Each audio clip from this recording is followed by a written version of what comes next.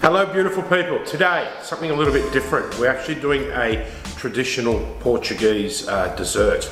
Now this dessert, I can remember as a kid, any parties, birthdays, if it was a Portuguese household, this dish would be there as a dessert. It's called Arroz Doce, which is basically a sweet rice pudding. Yeah, so I remember as a kid having this many times, and it's actually a delicious dessert. Yeah, so let's get to it.